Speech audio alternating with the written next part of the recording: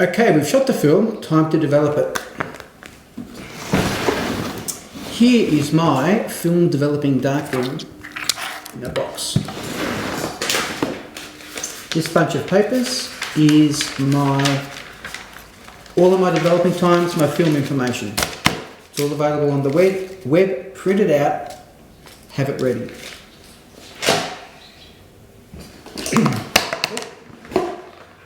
Here's the actual darkroom itself. Now, we're only developing film, we're not making prints. This is a change bag. Get the largest change bag you can. You will not regret buying a big change bag. Okay? All of the film loading happens in the change bag. Okay? The film loading is where you put the film onto the developing spool, the spiral. Okay? There's two sorts of developing systems. The plastic system, like this, and a stainless steel. Stainless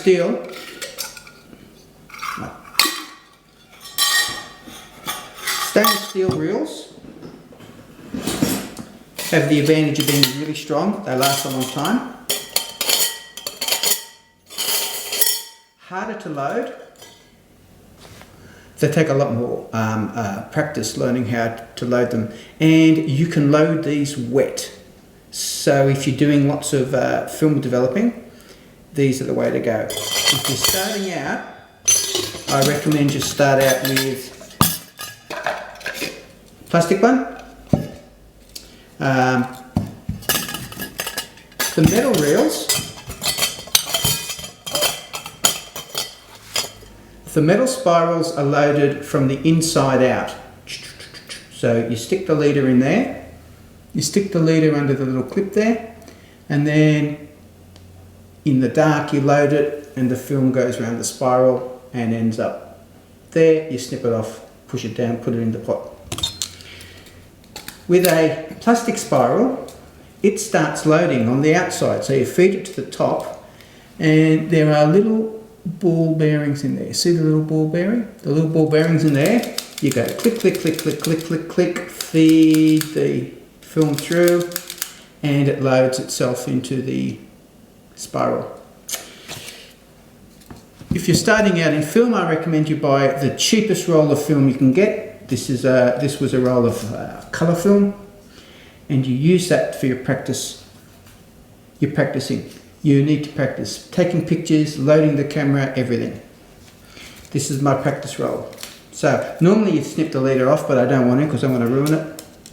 You feed, this happens normally in the dark, you feed the film in there, and you clack it round. This happens in the dark, of course. Close your eyes to simulate how it works. And there you go. There you go. We're at the end. You would now, in the dark, get your scissors, snip that off, load that last little bit on, drop that into the tank.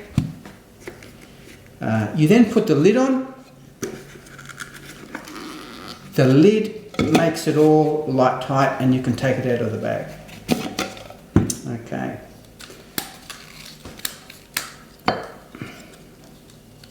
You open this by pulling it well.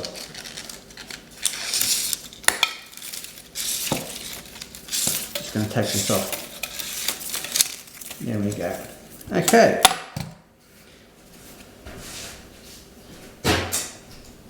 Here's my actual roll of Tri-X that I just photographed a couple of hours ago. Let me get my scissors.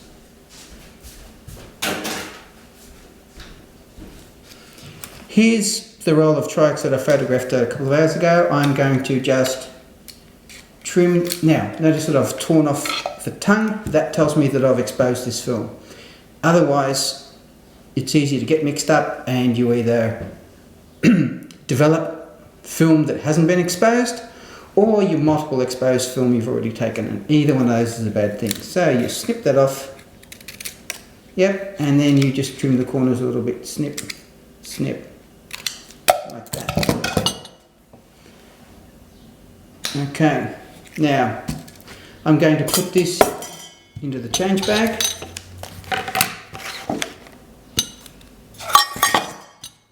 I'm not going to bore you with this, I'm going to come back later when it's done.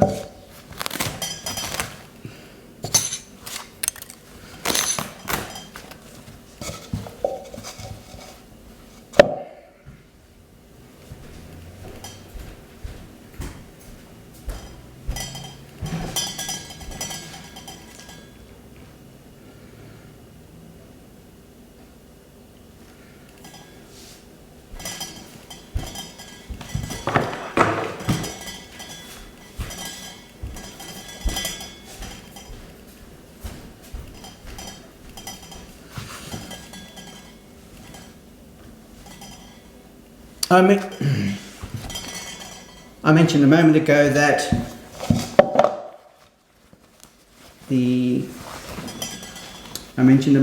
that the stainless steel spirals are better because you can use them wet.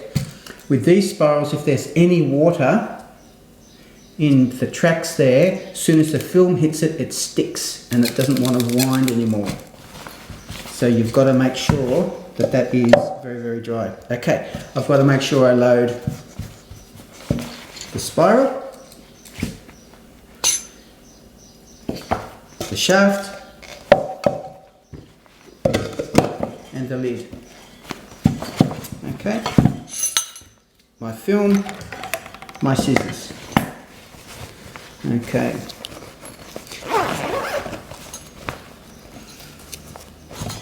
Very good. Okay, I've already trimmed this. Now, when it gets sweaty, it gets harder to do.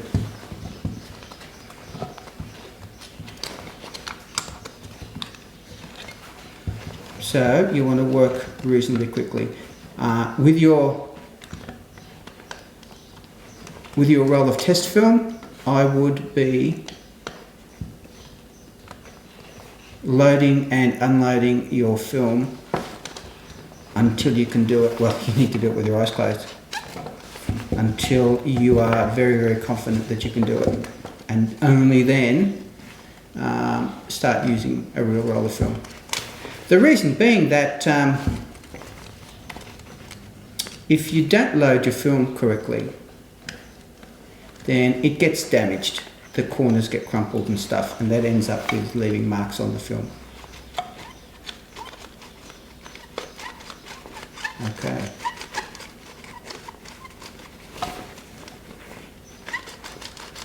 Doesn't seem to be much happening here.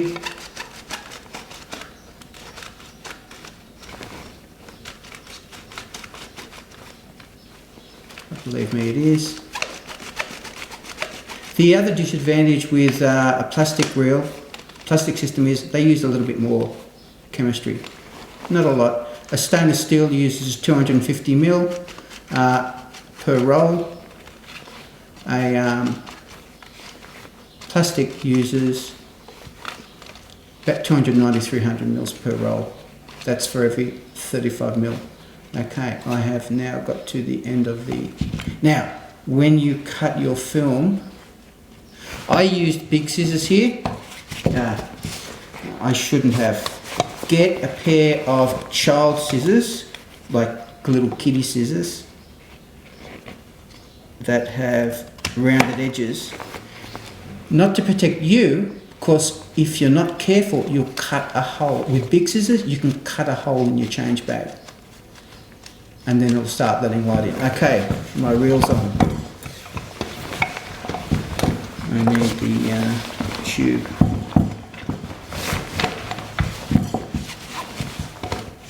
Very good.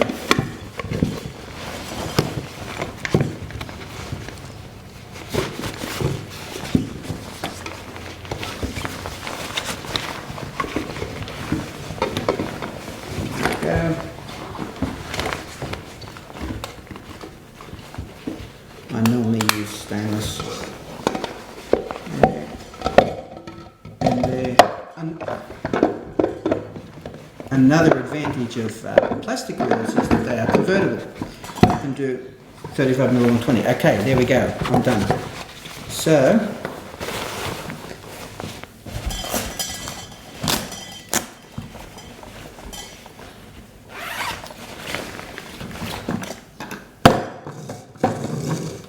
there's that. Here are my scissors.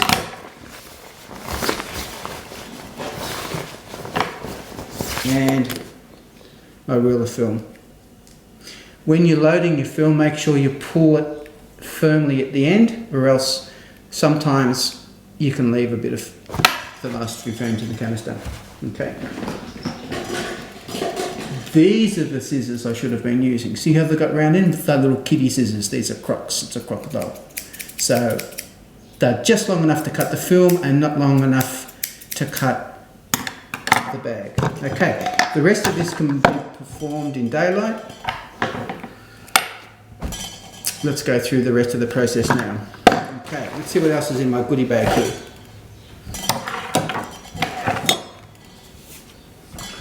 Let's start at the end.